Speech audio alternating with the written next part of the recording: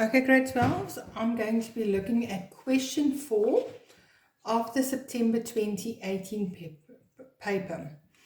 Now, I'm going to go through the information and complete it as we go along. The first question, I'll post the answers. You can look at that on your own. Question 4.2. Over here, we have to complete the ordinary share capital note, calculations for our cash flow statement. All right. I already filled in my format here, so let's look at the information given. If we start over here, we are given information A, extracts from our income statement, information B, extracts from our balance sheet. Now you can see I highlighted ordinary share capital because that's where I'm starting. Now 20.7 is last year's figures, 20.18 is this year's figures. So if I were to draw myself a timeline, my year ends on the 30th of June 2018. So it starts on the 1st of July 2017. So if I give you balances on the 30th of June 2017, that actually is my balance at the beginning of the year. So that's where I get this 4.2 million from my balance sheet. And then once again, balance at the end of the year is given to me. So I can fill that in. Now, you remember what I told you. As soon as I give you both balances, we will probably work back and calculate something. Now, let's remind ourselves, what do we do here?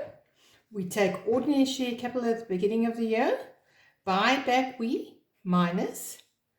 Shares we issue we plus balance at the end of the year. So that's my calculation.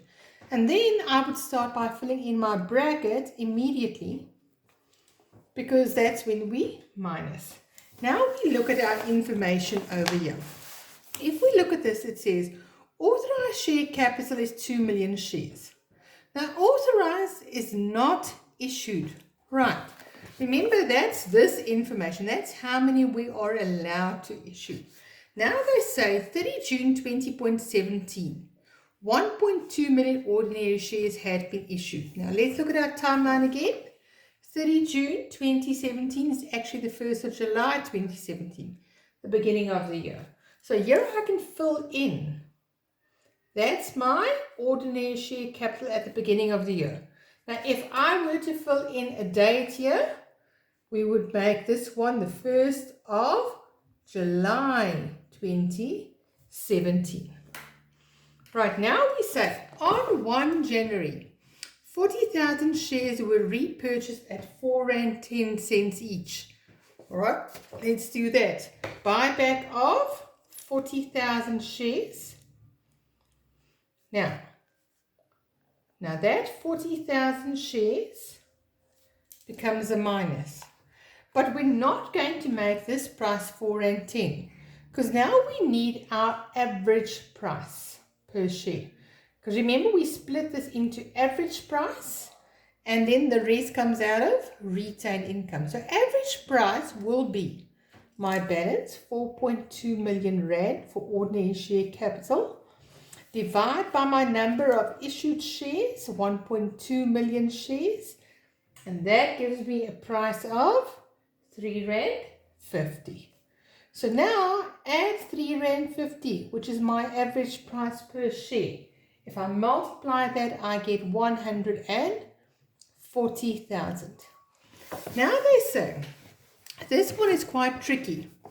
On 30 June, all shares that were unissued as at 30 June 2017 were issued.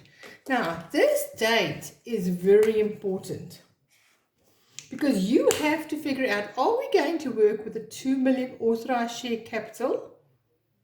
Yes, that's correct. But all shares that were not issued by when? At the beginning of the year. All right. So if I take 1.2 million and I subtract that from 2 million shares, because remember, I'm using the one on this side because it's 30 June 2017. I am going to issue 800,000 shares, We're not considering the 40,000 now because it's that date. All right. And then they said it was issued at, and no price is given to me now. But can I work back and get this? Of course we can. What do? We do our opposite calculation. Start at the bottom, 7644. The 140 I will add. And then the 4.2 million I would subtract to get my issue price to be 3584.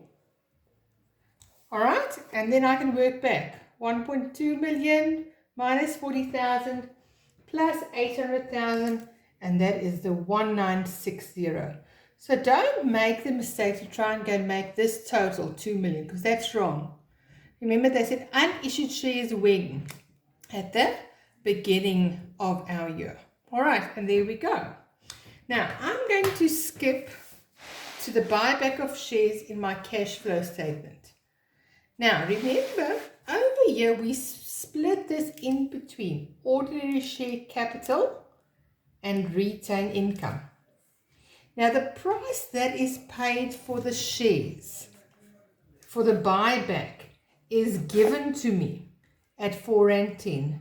So if I add that up, I get 4.10. So if you wanted to calculate how much would go to my retained income note, you would say 4.10 minus 3.50 gives me 60 cents. So this is what happens in my financial statements. But in the cash flow, when we have buyback of shares, we want to see how much was my cash outflow for these shares. And then I would take 40,000 shares times the full 4.10, and that gives me 164. Now remember, in my cash flow, when we pay for a buyback, it's an outflow of money, so it has to be in brackets. All right, let's go to our tax calculation. Now, I already wrote down my format. You can do this next to each other as well. That's also fine. Or you can do it underneath each other as long as I can see your calculation. Right, tax paid. This is my formula according to our notes to cash flow statements. We have our balance at the beginning of the year, income tax for the year, balance at the end of the year. Now, if we look at SARS income tax, beginning of the year is that one, is a debit balance. End of the year is a credit balance. Now you go and study over here. If it's credit for both of them, the top one is positive, the bottom one is negative. And then obviously the opposite applies now. If it's debit, the top one is negative, bottom one is positive. Now they tell me that at the beginning of the year it's a debit balance. Debit is a negative balance, 8,900. SARS income tax at the end of the year is a credit balance. So once again, it's a bracket figure. The next thing we need is our income tax, but that was not given to us. But we have enough information to calculate that. We have net profit before tax, net profit after tax is subtracted. So how much do we subtract from 1.5 million to get 105,000? Right, so that's my calculation. 1.5 million minus 1,050. So how much was my income tax for the year?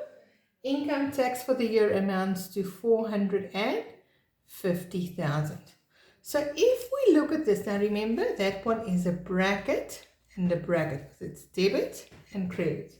Now we're going to do this calculation.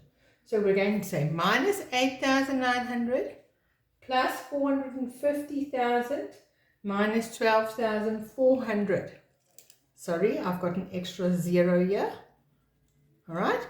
That gives me an answer for tax paid to be 428,700. Now remember what I taught you. Once we talk about paying something, this becomes a bracket. My dividends paid, once again, there's my formula. Now we look at shareholders waiting for dividends. I give you the one at the beginning of the year, but I don't give you the one at the end of the year. So we'll have to calculate that. So at the beginning of the year, it's always a positive. At the end of the year, it's always a negative.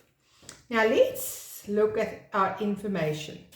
An interim dividend of 40 cents per share were declared and paid on 31 December. Now we have to refer back to this note. Let's look at our dates. That was my balance at the beginning. We had a buyback on 1 January 2018. We issued shares on the last of the year, 30 June 2018.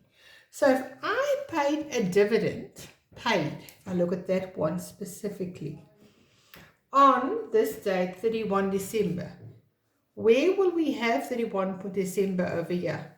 Before this buyback. So how many shareholders qualified? 1.2 million. So I would take 1.2 million times 40 cents. And that means the dividends that I paid, let me just get that answer,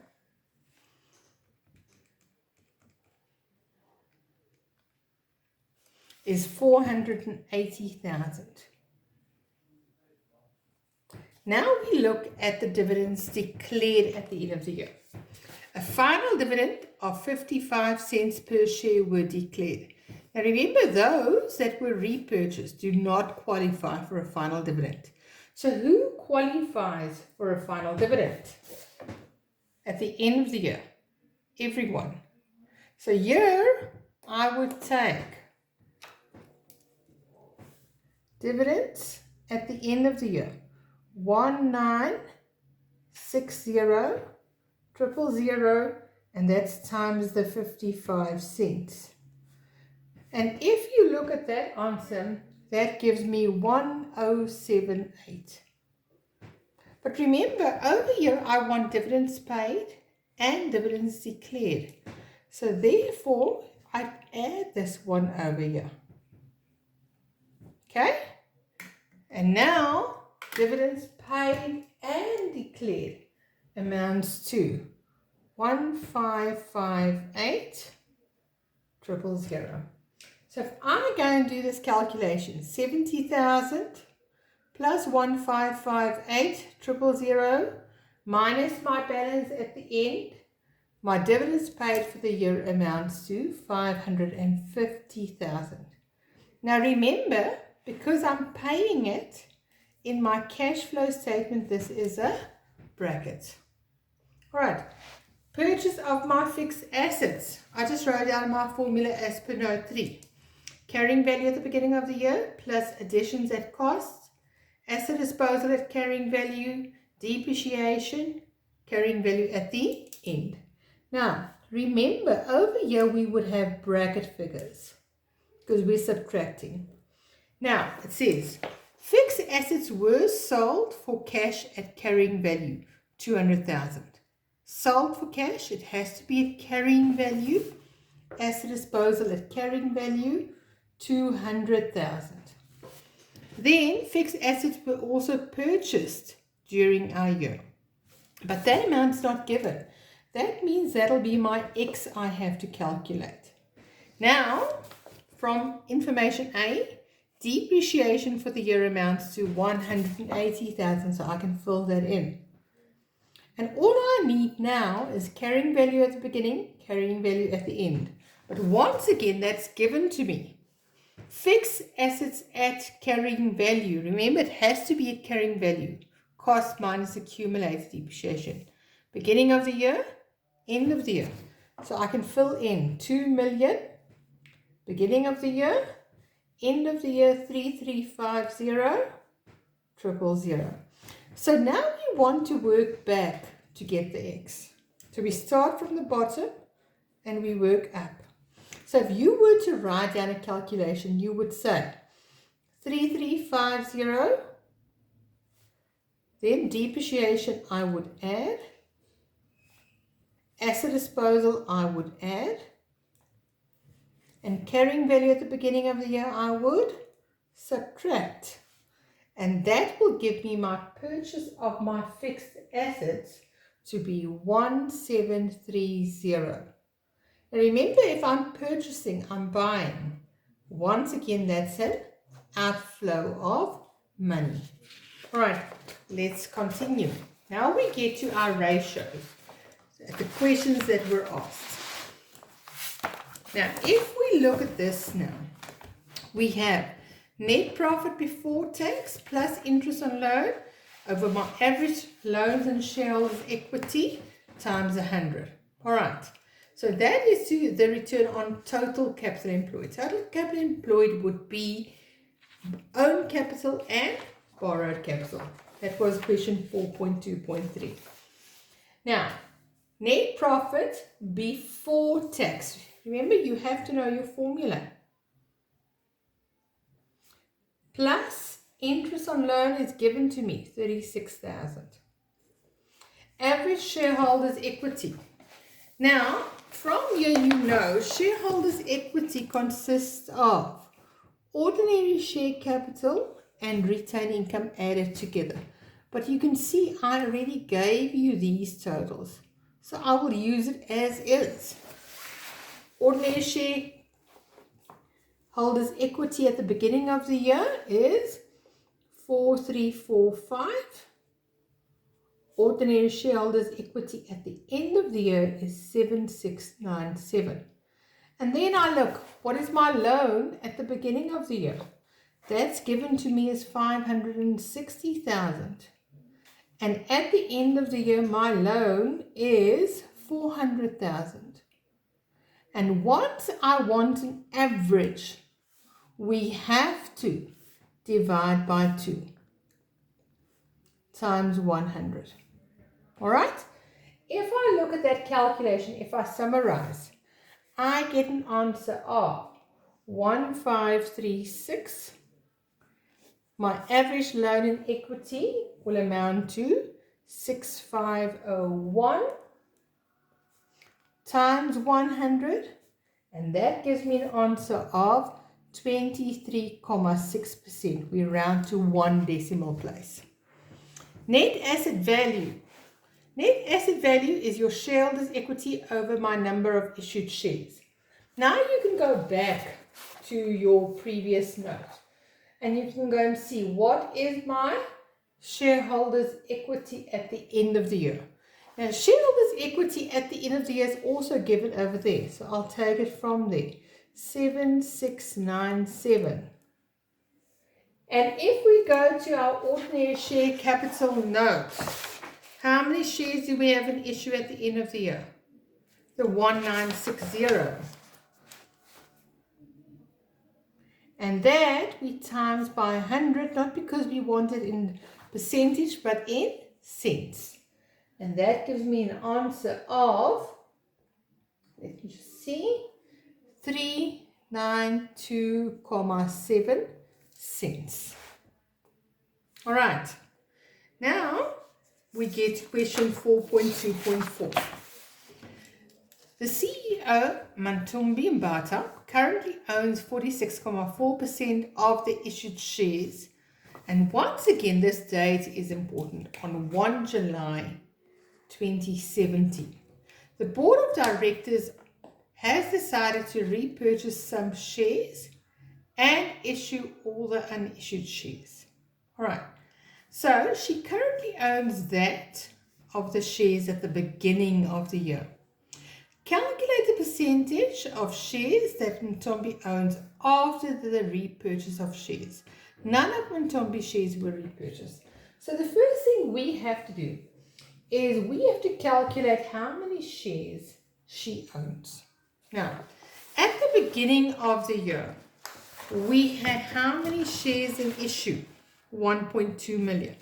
So now we can take 1.2 million times she owned 46.4%. And that gives me an answer of 556,800. So that's how many she owned at the beginning of the year. Now we want to know what percentage does she own after the buyback. Now let's go back again. How many shares were in issue after the buyback? 1.2 million minus 40,000 gives me 1160. So she owns 556,800 over the number of shares in issue, 1160, times 100, because I'm converting it to a percentage. And that gives me an answer of 48%. Now we say, calculate the minimum number of shares Mantombi must buy when the unissued shares have been issued to gain control of a company. Refer to information number 3. Now remember, we're still looking at the unissued shares. Now, let's think. How many shares were issued at the end of the year? 1960. If you want control of a company, you want to own more than what percentage of the shares? That would be more than 50%. So the first thing we have to do, we have to see, okay, how much is 50% of these issued shares? That would be 1960 times 50%. That means that gives you an answer of 980,000. But if she owns 50% of the shares, she's not the majority shareholder. She has to own more than 50%. So now we can say plus 1 share, because then she owns more than 50%. So that means she wants to own 980,001. How much does she own at the moment? 556,800. So that means she has to purchase, I take that, 980,001 minus the 556,800 that she already owns. That means she has to buy back, let me just get that answer, 423,201. And that's how many she would have to buy. In other words, to be the majority shareholder. Now we add our last part. Mantombi wants to purchase the additional shares at 3 Rand without advertising the shares to the public. Give 3 reasons why you would not approve this. Now remember, this business, Pumlani Limited, is a public company. Public companies sell their shares at the JSE. They also advertise their shares in prospectus in the newspaper, which means it's open to the public. So the first reason why we cannot do this, you can see I already wrote the answers here. I said all shares must be advertised by the company to the public. This is required by the Companies Act. So this is required by law. Then I compared. I said she's offering 3 Rand. What is the market value of the shares? And those ratios were given to me. If I go and have a look here, my market value is given at 400 cents, which is 4 Rand. She's only offering 3 Rand. So if you look at that, it's below the market value of 4 Rand. And then we calculated the net asset value. That's how much the shares are worth, to be 392.7 cents. In other words, she's offering 3 Rand. It's below the net asset value of 3.93 Rand.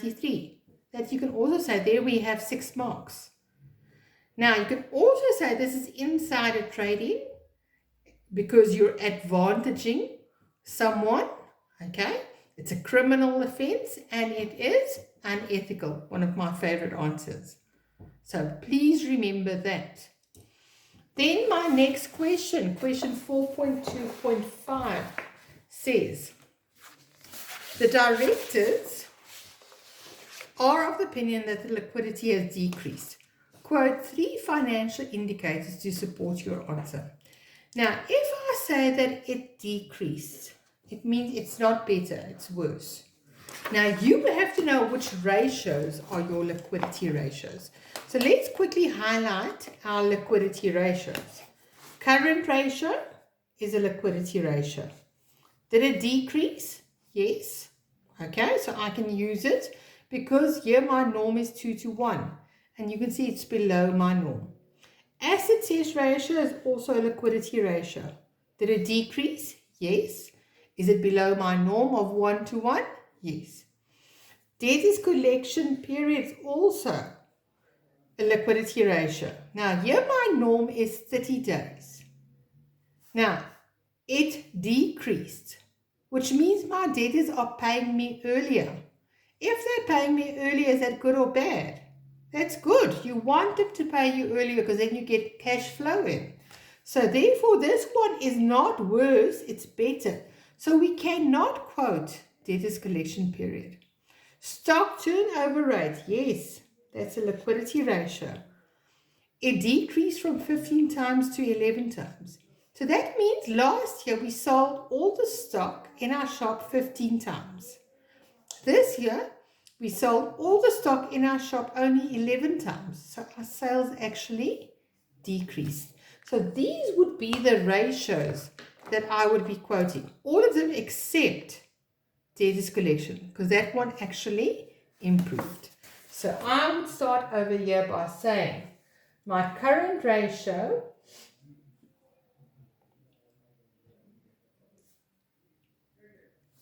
decreased from 2 to 1 to 0,921. My asset test ratio, once again, decreased from 0,921 to 0,521. My stock turnover rate, I'm just going to abbreviate, decreased from 15 times to 11 times. Therefore, I can say my liquidity decreased. Now, when I allocate marks, I'm going to give you marks for naming the correct ratios and then your comparative figures. And if you did quote your debtors collection period over here, I'll have to mark that wrong because it actually improved. Right, these shareholders are not happy with their return and earnings. Quote and explain two financial indicators to support their opinion. Now, we have to identify, if we look at the return of shareholders, which ratios can we look at? All right, so that we want to look at something for their return and their earnings. So if you look at that, which ratio would I quote for my return? So for my return, I would quote return on shareholders' equity, only on own capital. Remember, borrowed capital is what the company borrowed. Their shareholders' equity is the shares issued. And then we want earnings. Now, what do a shareholder earn? They earn dividends. So once again, I'm going to look at their dividends per share. Now, if we look at that, their return decreased.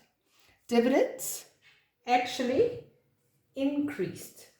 So if I look at that, dividends per share increased from 60 to 95 cents. All right. So if we look at that, that actually is good. All right. That's an improvement. The earnings per share decreased. Okay. So if I look at that, and just look at my answer here, it decreased, also increased, sorry, from 33 cents to 54. Okay, so let's look at what we can say over here. Let's start with our Ross share. I'm going to say return on shareholders' equity decreased from 20% to 17%. But remember, even though it decreased, we want to compare this to our interest rate on our investment. Now, usually we take plus minus 7%, but now this interest rate was given to me, so it means I have to quote that 9%. It's still better than that. Right, so I'm going to say it is still above interest on investment of 9%. So there you compare, but it's still good. All right, so that's still acceptable. I'm going to say dividends per share is 95 cents, and it's above your earnings per share of 54 cents. Now this is not good, because remember, if they are earning that but they're paying out dividends, it means that they're paying out more than what they are earning. So no money was retained. All right. They actually took some of their retained income from the previous year to top it up to make this one higher. So I would say retained income was used from last year. And this is not good. All right.